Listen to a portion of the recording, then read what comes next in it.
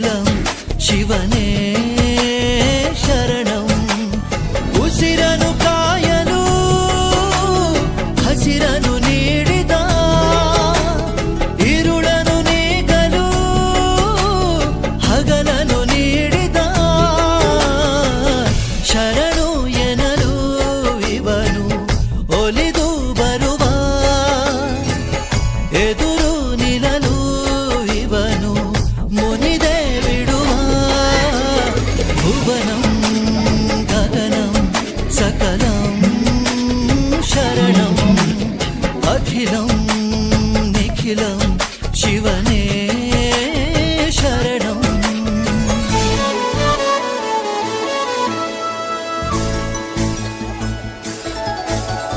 ಸಗರೆ ಮಗರೆ ಸನಿ ಸಗರೆ ಪಾ ಗಮ ಪಸನ ಮಾಗ ಸಗರೆ ಮಗರೆ ಸನಿ ಸಗ. ಪಾಲಕ ಪೋಷಕ ವರ್ಗದವರು, ಗ್ರಾಮ ಪಂಚಾಯತಿ ಸದಸ್ಯರೇ ಹಾಗೂ ನಮ್ಮ ಶಾಲೆಯ STM ಸದಸ್ಯರೇ, ಶಿಕ್ಷಕರೊಂದಿಗೆ ಜನ ಸರ್ಕಾರದ ಮಹಾ ಉದ್ದೇಶದ ಕಾರ್ಯಕ್ರಮ ಪಾಲಕ ಪೋಷಕ ಶಿಕ್ಷಕರ ಮಹಾಸಭೆ. ಪ್ರೇಮ ಕರುಣೆಯ ಕಲಿಸಿ, ಶಾಂತಿ ಸಹನೆಯ ಬೆಳೆಸಿ, ಕಾಮ ಕ್ರೋಧವನ್ನಳಿಸಿ ಕಾಪಾಡುತ್ತಾಯೇ.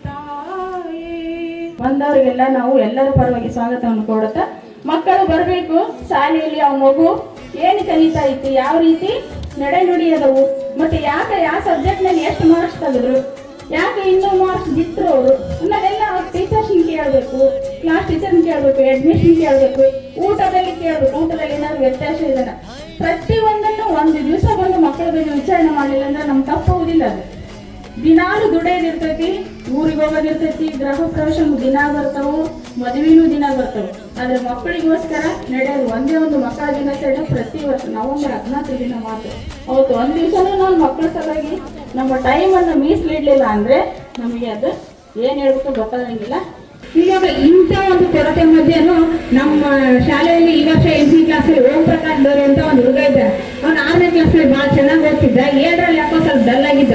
ನೋಡಿ, ಅವ್ರ ಅಪ್ಪ ಇವತ್ತು 52 ಕಿಲೋಮೀಟರ್ ದೂರದಿಂದ ಅವ್ರ ತಂದೆ ಬಂದಿದ್ದಾರೆ. ಇವತ್ತು 52 ಕಿಲೋಮೀಟರ್ ದೂರ ಬಂದಿದ್ರು ಮೇಡಮ್ ನಾನು ಅಂತ ಹೇಳಿದ್ರು. ಅಷ್ಟೇ ಅಲ್ಲ, ಹಿಂದಿನ ವರ್ಷ 7ನೇ ಕ್ಲಾಸ್ ಇದ್ದಾಗ ಬಂದಿದ್ರು ಅವರು.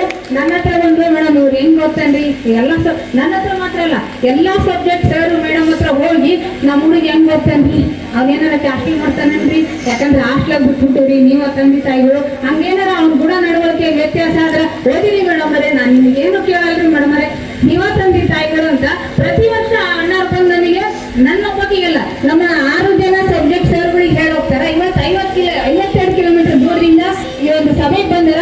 ನಿಜವಾಗ್ಲೂ ನಾವೆಲ್ಲರೂ ಚಪ್ಪಾಳೆ ಮುಖಾಂತರ ಅವರಿಗೆ ಅಭಿನಂದನೆ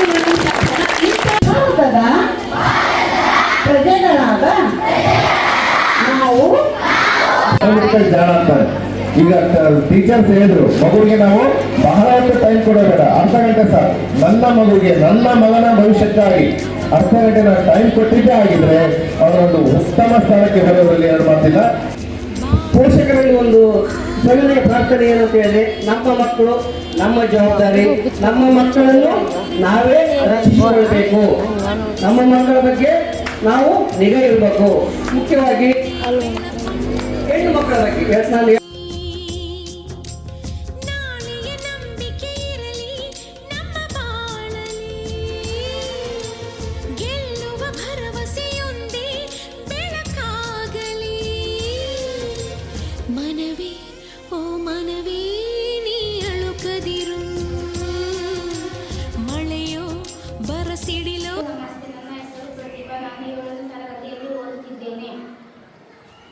ನಾನು ಮಾಡುವ ಪಾಠ ಪ್ರಾಣಿಗಳಲ್ಲಿ ಸಸ್ಯಗಳಲ್ಲಿ ಸಾಗಾಣಿಕೆ.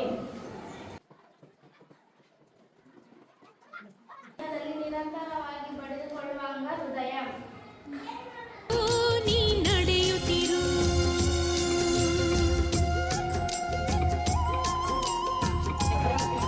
ರೇಖಾಚಿತ್ರವಾಗಿದೆ. ಮೇಲಿನ 2 ಕೋಣೆಗಳು ವೃತ್ತಾಕಾರಗಳು, ಕೆಳಗಿನ 2 ಕೋಣೆಗಳು ವೃತ್ತಪಕ್ಷಿಗಳು. ಒಂದು ಸ್ಮಾರ್ಟ್ ಟಿವಿ ಯೂಸ್ ಮಾಡ್ಕೊಂಡು ಮಕ್ಕಳಿಗೆ ಕಲಿಕೆಯನ್ನ ನೀಡ್ತಾ ಇದ್ದಾರೆ.